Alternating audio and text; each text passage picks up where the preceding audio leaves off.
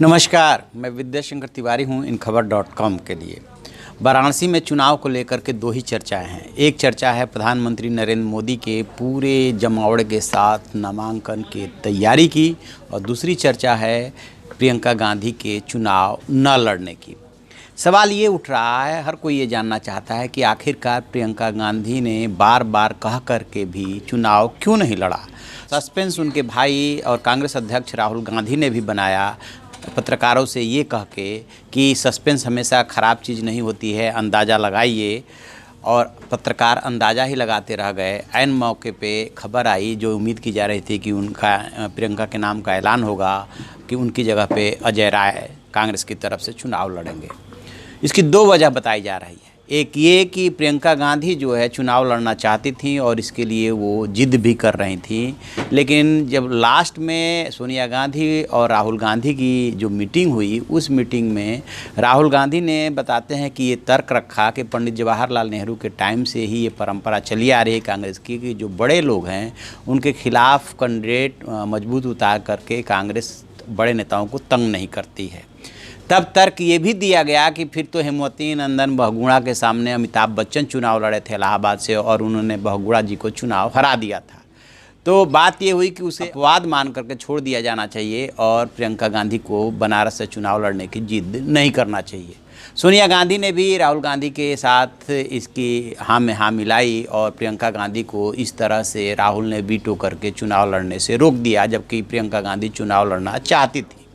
लेकिन दूसरी कहानी ये बताई जा रही है कि दरअसल कांग्रेस के पास जो इनपुट्स मिले थे चाहे बनारस को लेकर के, उसमें ये एक बात तय थी कि यदि समाजवादी पार्टी अपना कैंडिडेट हटा भी लेती है या साइलेंट मोड में चली जाती है, इसके बावजूद प्रियंका और कांग्रेस की हार तय है। और क्या पहले ही चुनाव में प्रियंका को बलि का बकरा बनाया जाना चाहिए, चुनाव हारने के लिए छोड़ देना चाहिए? तो इस बात पे राहुल गांधी नहीं तैयार हो रहे थे कि ऐसा किया जाना चाहिए, जबकि प्रियंका चाह रही थी कि यदि वो चुनाव हार भी जाती हैं तो भी उन्हें चुनाव लड़ने देना चाहिए। प्रियंका का तर्क ये था कि जिस मकसद से उन्हें पूर्वी उत्तर प्रदेश का प्रभारी बना करके, महासचिव बना करके भेजा गया है, यदि वो चुनाव नहीं लड़ती हैं तो इसे कार्यकर्ताओं में खराब मैसेज जाएगा। उन्हें पूरा विश्वास था कि कांग्रेस इस बात के लिए तैयार हो जाएगी। इसीलिए जब सबसे पहले 28 मार्च को इसी साल वो गौरीगंज में दौरे पे थी, उस समय कार्यकर्ताओं से बातचीत में उन्होंने कहा था कि यदि आप कहें तो मैं वाराणसी से चुनाव लड़ लूं। और अभी चंद रोज पहले जब प्रियंका गांधी वायनाड गई थी तब भी ये सवाल उठा था, तो वो उन्होंने कहा था कि यदि कांग्रेस अध्यक्ष कहेंगे तो वो वाराणसी से चुनाव लड़ने को तैयार है। यानी कि प्रियंका गांधी बार बार ये बात बोल रही थी और राहुल गांधी ने भी सस्पेंस बढ़ाया था ये कह के कि आप अंदाज़ा लगाइए। तो ये कुछ वजह रही। लेकिन अब इससे फ़र्क क्या पड़ा है कि जो मैसेज गया है कार्यकर्ताओं में, जो कार्यकर्ता अभी चंद रोज पहले तक इस बात को लेकर बहुत उत्साहित थे कि प्रियंका गांधी के चुनाव लड़ने से संगठन में मजबूती आएगी, कार्यकर्ताओं का मनोबल बढ़ेगा, वो बहुत ज़्यादा शांत हो गए हैं और सोशल मीडिया पे इसको लेकर के बहुत ज़्यादा लानत मलानत की जा रही है और कांग्रेस की आलोचना की जा रही है कि ऐसा डिसीजन क्यों किया। बता दें कि 29 अप्रैल को वहाँ पे नामांकन की लास्ट डेट है बनारस में, और वहाँ पे जो चुनाव होना है वो 7वें चरण में 19 मई को होना है।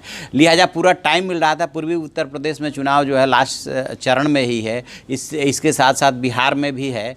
तो उधर माहौल बनाने के लिए प्रियंका गांधी से के चुनाव लड़ने के बाद माहौल काफ़ी बनता और कार्यकर्ताओं में और संगठन में मजबूती आती, लेकिन कांग्रेस ने एक मौका गंवा दिया। और अब ये माना जा रहा है कि जितने भी 3 चरण के भी चुनाव हुए, 4 चरण के जो चुनाव बाकी है, उसमें इसका फ़र्क पड़ेगा, क्योंकि अब ये मैसेज जा रहा है कि कांग्रेस जो है बीजेपी का मुकाबला करने में सक्षम नहीं है। तो स्वाभाविक है कि यदि कार्यकर्ताओं का मनोबल डाउन होगा तो उससे मतदान पर भी असर पड़ेगा और पार्टी की जीत पर भी असर पड़ेगी।